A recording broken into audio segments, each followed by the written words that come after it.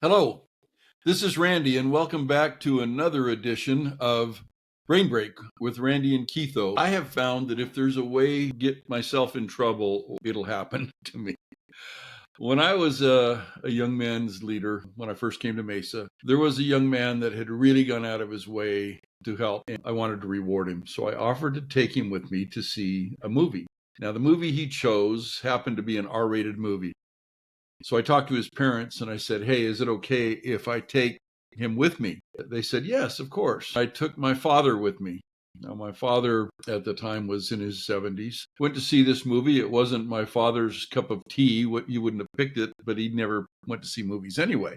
But he really enjoyed it. But the interesting thing was this kid had told some other in the group about it. And so the first counselor in the bishopric, his son wanted to go. So I checked with them. At the last minute, the bishop's son showed up and said he wanted to go. I didn't have a chance to check with the bishop because he was on a bus home. This kid insisted he had permission. His mother knew nothing about it. I didn't know what else to do, but I took him. I made a mistake because well, the movie wasn't bad.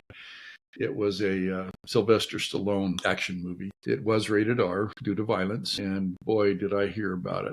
Bishop was furious that I would take his son to this movie. Now, mind you, the son had lied that he had permission, but I'm the one that got in trouble, and I'm the one that heard about it. This same bishop tried to refuse this a temple recommend to a couple that had been called as mission presidents. Now, to go on a mission as a mission president, you have to have a temple recommend. And so they went and talked to the stake president about it, and the stake president was furious because what they had done was the same thing I'd done, see an R-rated movie. Now, at that time, the brethren didn't talk about seeing R-rated movies, that it was neither here nor there. But this bishop felt he was converted to the church, and it just wasn't going to happen on his watch. Well, stake president disagreed. If you don't know, a stake is comprised of several wards. Wards are led by bishops. All of the leadership in the church until you get up to the general level in Salt Lake is volunteer. So they're unpaid. My point being, this family still continued to have problems about the fact that I went to see an R-rated movie and not that their son had lied to me about having permission. He didn't have permission. And by the way, I just gave him a ride. He and the first counselor's son both had their own money to pay for the movie and their treats. I only took one person plus my father, my 70-plus-year-old father, to this movie. Now, my father enjoyed the movie, thought it was entertaining. He wasn't put off. He was a World War II veteran. He wasn't put off by the blood. There was no sex in it.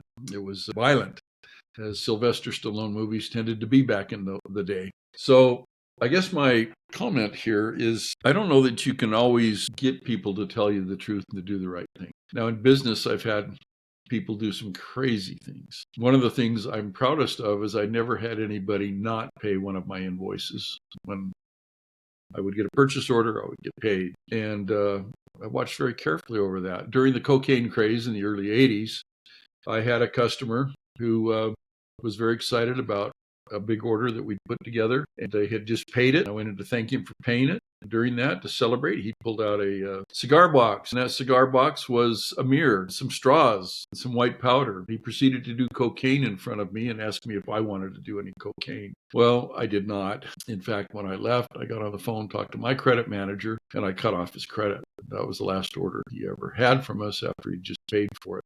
He didn't know that until he went to place another order. Why? I mean, this is the president of the company trying to do cocaine in front of me.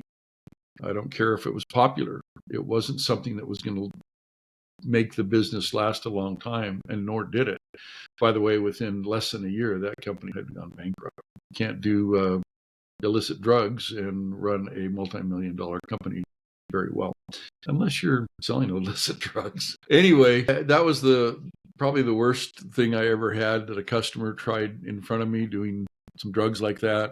I just never thought it would happen. It's one of those things that when you're young and dumb and innocent, people will do things in front of you they wouldn't do in front of somebody they have more respect for. And I don't think he thought I would be smart enough to go and call my credit manager and cut off credit. But I did. I would do it again. Cocaine is a lot different, say, than marijuana. But even somebody doing marijuana over time isn't going to be necessarily very efficient at what they do, at least in my experience working with people that have been dope heads. For a few years, when I was underemployed, I drove for Uber and Lyft. One of my busiest days every month was the days that the disability checks would come out. People would go and they'd stock up on their marijuana, their legal prescriptions. At the time, both recreational and medical marijuana was available. I don't remember ever giving anybody a ride to the dispensaries for legal recreational marijuana, but I did for medical marijuana. On those days, I mean, literally, it could be drop one person off, go get somebody else, bring them in. But I saw a lot of things go on.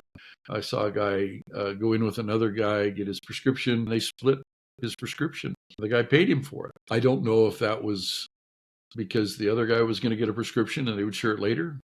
I don't know. But my whole deal in watching all this was that it was just shocking. It was shocking to me that it was done so openly in front of me in my car.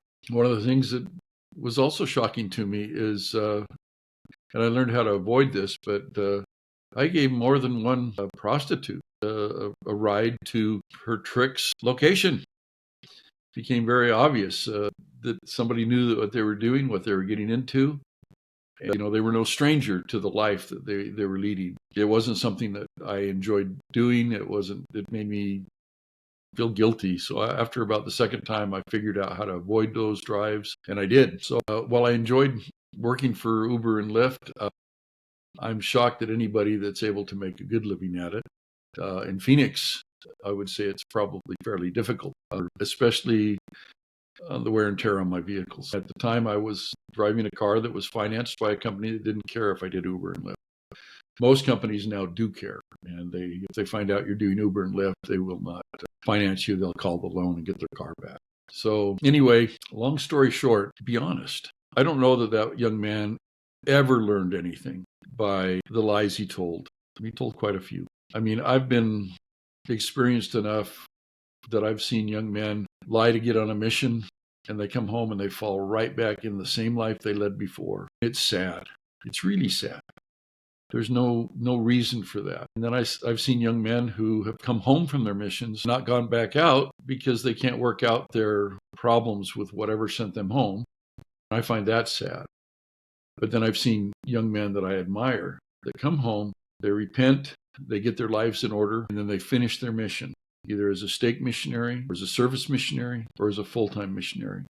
But they go back and finish their mission and honorably serve. I had a companion as a missionary who got very ill when he was serving in Italy. He came home, and he was home for almost a year. And then he got sent to my mission where I was at temporarily, the Texas San Antonio mission. He became one of my favorite companions. He was awesome.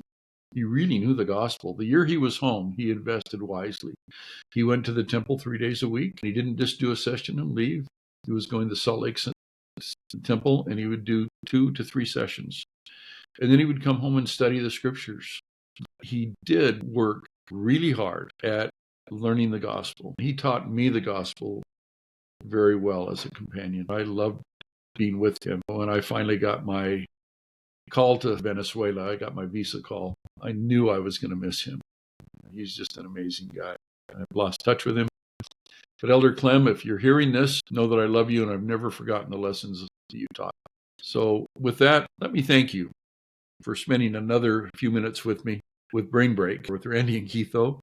Would you please like and subscribe? Tell your friends about us, and if you can, leave us a comment. You're awesome. Thank you, and have a great day.